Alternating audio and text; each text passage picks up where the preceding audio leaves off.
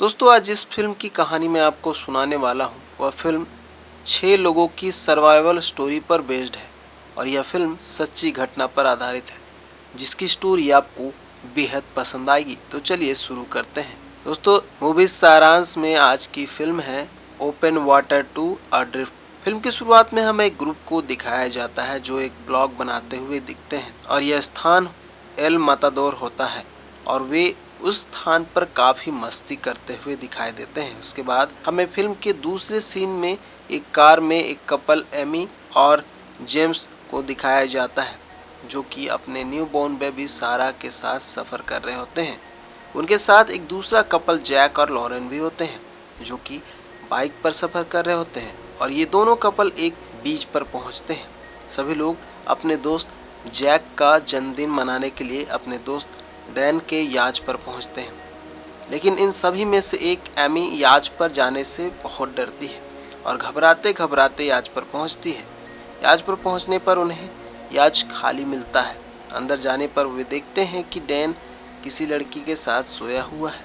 Dan सभी को उस लड़की से परिचय करवाता है। इसके बाद दिखाया जाता है कि एमी, जो कि डरते हुए याच पर पहुंची थी, वह लाइफ जैकेट पहन लेती है क्योंकि अतीत से जुड़ी उसकी कुछ यादें हैं, जिस कारण से उसे पानी से डर लगता है। जहां पर लाइफ जैकेट पहनने के कारण सभी उसका खूब मजाक उड़ाते हैं। इसके बाद सभी पार्टी एंजॉय करते हुए डांस करते हैं।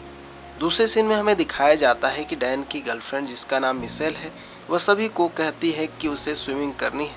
जिसके बाद सभी स्विमिंग करने की तैयारी करने लगते हैं और नीचे जाने से पहले अपने साथ कई चीजें रख लेते हैं। उसके बाद सभी पानी में कूद जाते हैं और खूब मस्ती करते हैं, लेकिन डैन और एमी अभी तक पानी में नहीं गए हैं। दोनों नीचे एक स्थान पर बात करते होते हैं जहां एमी एक छोटे से स्पीकर को अपने बेटी के पास छोड़ देती है और दूसरे स्पीकर को डैनी से बात करते करते ऊपर ले आती है ताकि उसे अपनी बेटी की आवाज़ सुनाई दे।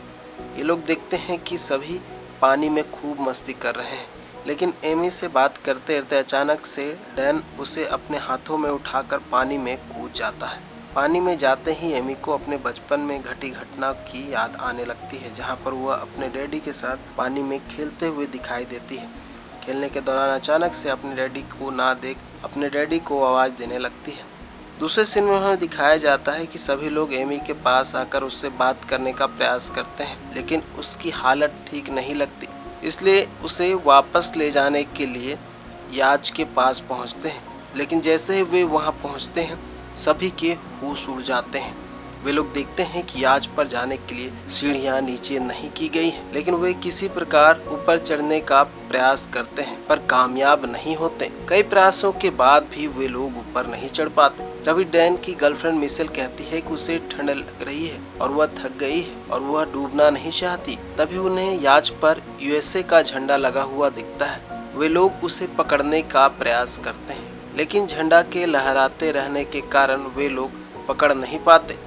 लहर कम होने पर डैन झंडा को पकड़ लेता है और उसके सहारे ऊपर चढ़ने का प्रयास करता है, लेकिन तभी झंडा फटकर उसके हाथ में आ जाता है। इसके बाद उन्हें समझ नहीं आता कि वह अब आगे क्या करें, कैसे ऊपर जाए। सभी लोग एक स्थान पर जमा होते हैं और एक दूसरे को दिलासा देते हैं। वे लोग इधर उधर देखते हैं कि शायद उन्हें कोई बोट मिल जाए जो उन्हें रेस्क्यू कर ले, लेकिन ऐसा होता नहीं। काफी देर प्रतीक्षा करने के बाद भी उन्हें कोई बोट दिखाई नहीं देती।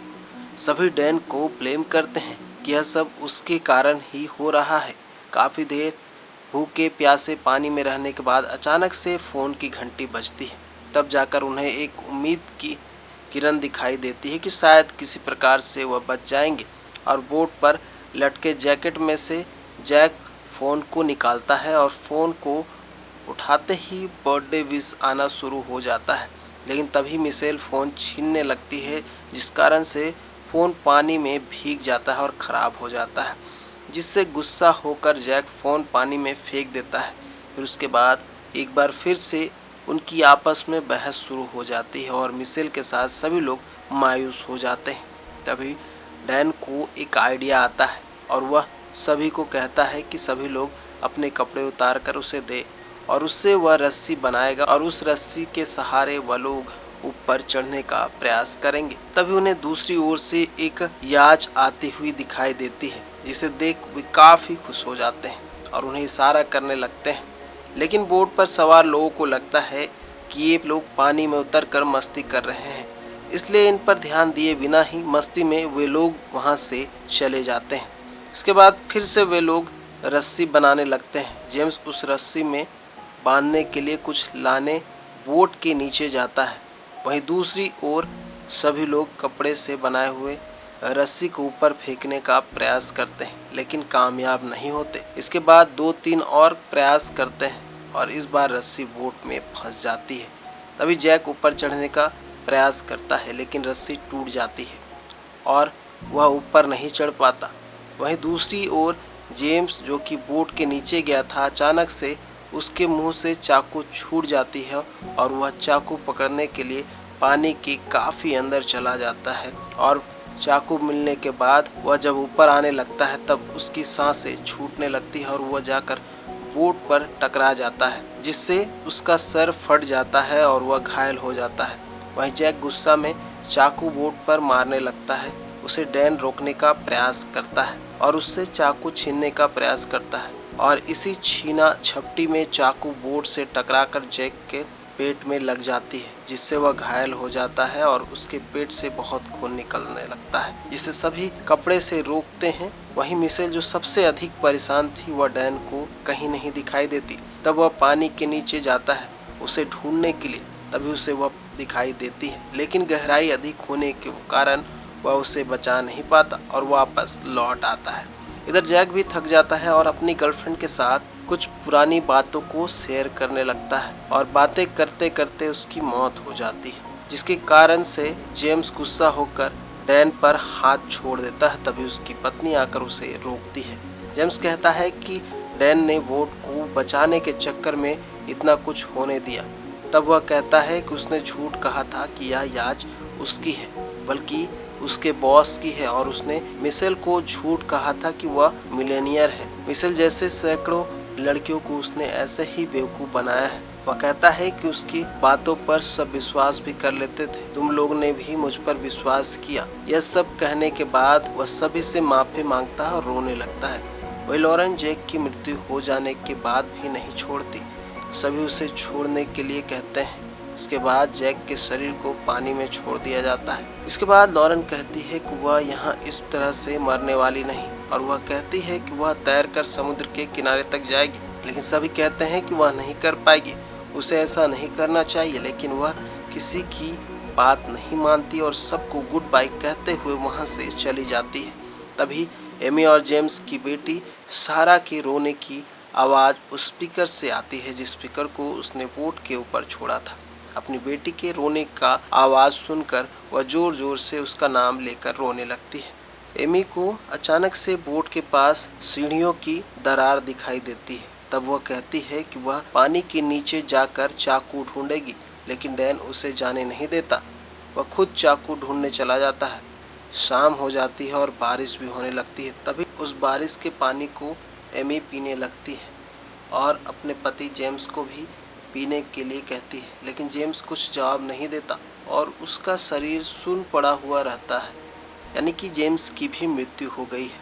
इधर डैन कई प्रयासों के बावजूद भी चाकू नहीं ढूंढ पाता और उसकी हालत खराब हो जाती है। तब एमी अपना लाइफ सेविंग जैकेट के सहारे उसे लेकर बोट के पास पहुंचती है और बोट को पकड़कर दोनों रुक जाते हैं, जहां डैन गुस्से में डाइविंग सनग्लास को बोट पर पटकने लगता है, जिससे वह टूट जाता है और उसके हाथ से खून निकलने लगता है। तभी अचानक से डैन को एक आइडिया आता है और वह तैरते हुए बोट के सीढ़ियों के दरार के पास जाकर उस टूटे हुए ड्राइविंग सनग्लास को दरार पर लगाता है और फंसा देता है।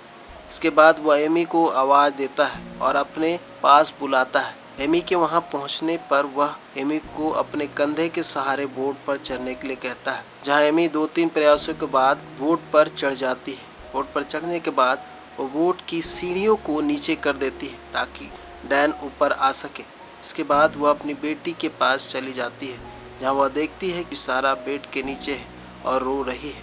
तब वह उसे बेड पर रखती है और उसे चुप कराती है। इधर हमें दूसरे सीन में दिखाया जाता है कि डैन बहुत गिल्टी फील कर रहा है और वह बोट पर वापस नहीं आना चाहता और वह सीढ़ियों को छोड़कर बोट से दूर चला जाता है।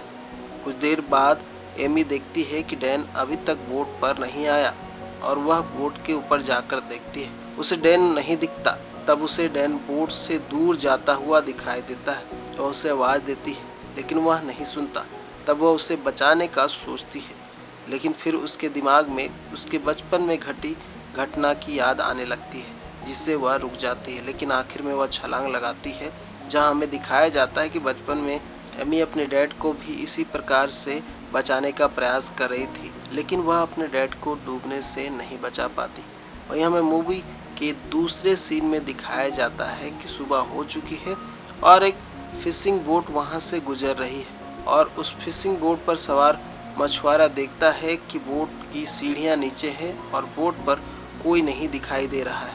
उसे बस एक बच्ची के रोने की आवाज़ सुनाई देती है। तभी हमें दूसरा सीन दिखाया जाता है, जहां पर एमी दिखती है और डैन बोट पर लेटा हुआ दिखता है और यहीं पर यह मूवी समाप्त हो जाती है। इस फिल्म को 2006 में बनाया गया था। इस फिल्म का बजट था $1.2 मिलियन और इस फिल्म ने $6.8 मिलियन से भी अधिक की कमाई की थी। दोस्तों, यह फिल्म आपको कैसी लगी कमेंट बॉक्स में ज़रूर बताएं, ताकि मैं इस तरह की मूवीज़ बेस्ड स्टोरी टेलिंग आपके लिए लगातार लाता रहूं। Thank you.